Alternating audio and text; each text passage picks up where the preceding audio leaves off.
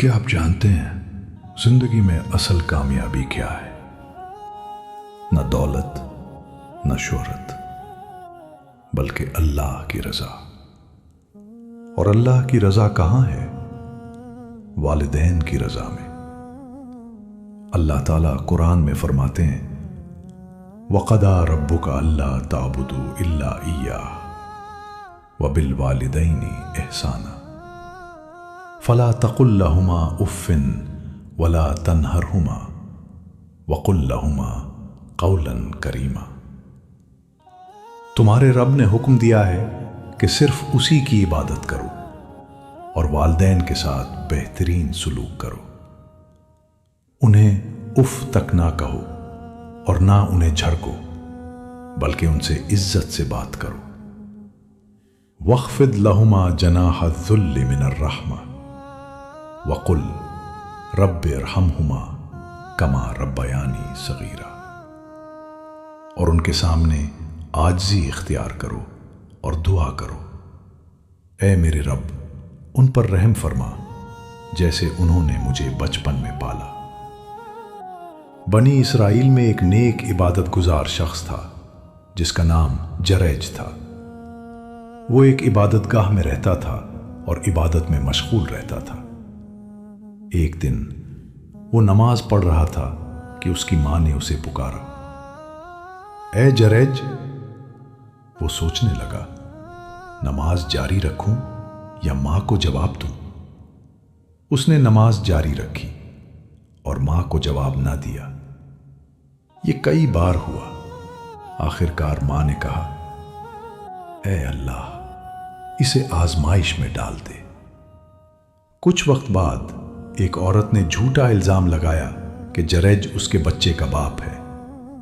لوگوں نے اس کی عبادت گاہ گرا دی اور اسے رسوا کیا۔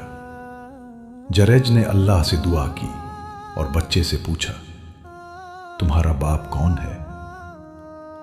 اللہ کے حکم سے بچہ بولا، میرا باپ ایک چرواہا ہے۔ سچ ظاہر ہو گیا اور جریج بے قصور ثابت ہوا۔ سبق یہ ہے، عبادت کے ساتھ ساتھ والدین کا حق ادا کرنا ضروری ہے۔ یمن میں ایک شخص تھا، اویس کرنی۔ وہ نبی کریم صلی اللہ علیہ وسلم سے محبت کرتا تھا، لیکن مدینہ نہیں آ سکا کیونکہ اس کی ماں بیمار تھی اور وہ اسے اکیلا چھوڑنا نہیں چاہتا تھا۔ اس نے اپنی زندگی ماں کی خدمت میں گزار دی۔ نبی کریم صلی اللہ علیہ وسلم نے صحابہ رضی اللہ عنہم سے فرمایا، یمن سے ایک شخص آئے گا جس کا نام اویس ہوگا۔ وہ اپنی ماں کا بہت فرمانبردار ہے۔ اگر وہ اللہ کی قسم کھائے تو اللہ اسے پورا کر دیتا ہے۔ بعد میں حضرت عمر رضی اللہ عنہ نے ان سے دعا کی درخواست کی۔ یہ ہے ماں کی خدمت کا مقام۔ ایک شخص اپنی بوڑھی ماں کو کندھوں پر اٹھائے طواف کر رہا تھا۔ گرمی، تھکن، ہجوم، لیکن وہ رک نہیں رہا تھا۔ وہ کہہ رہا تھا، میں اپنی ماں کا فرمانبردار ہوں، جیسے اونٹ اپنے مالک کا ہوتا ہے۔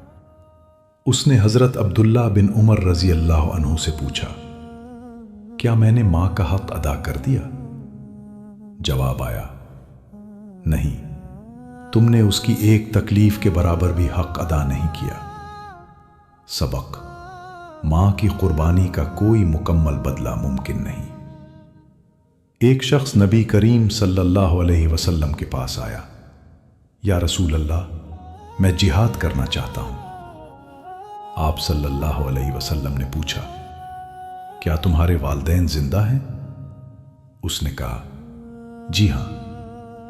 نبی صلی اللہ علیہ وسلم نے فرمایا، فَفِيهِمَا فَجَاهِدْ، تو جاؤ اور انہی کی خدمت میں جہاد کرو۔ ایک صحابی نے پوچھا، میرے حسن سلوک کا سب سے زیادہ حقدار کون ہے؟ نبی کریم صلی اللہ علیہ وسلم نے فرمایا، تمہاری ماں، پھر تمہاری ماں، پھر تمہاری ماں، پھر تمہارا باپ۔ نبی کریم صلی اللہ علیہ وسلم نے فرمایا، الوالد औसतु अबवाबिल जन्ना, बाप जन्नत के दरमियानी दरवाजों में से एक दरवाजा है। चाहो तो उसे खो दो, चाहो तो उसे संभाल लो।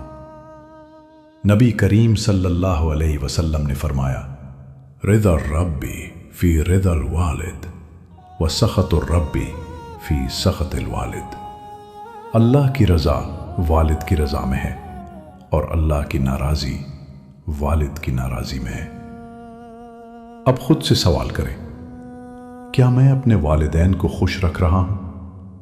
अगर नहीं तो आज से अपनी आदत बदलें, दुआ करें, रब्बी औज़िअनी अन अश्कुर नेमतक अल्लती अनअमत अलैया व अला वालिदैया वन आमल सालिहन तरदा। ऐ अल्लाह, मुझे शुक्रगुजार बना और मुझे ऐसे काम करने की तौफीक दे जो तुझे पसंद हो, और मेरे वालिदैन पर रहम फरमा।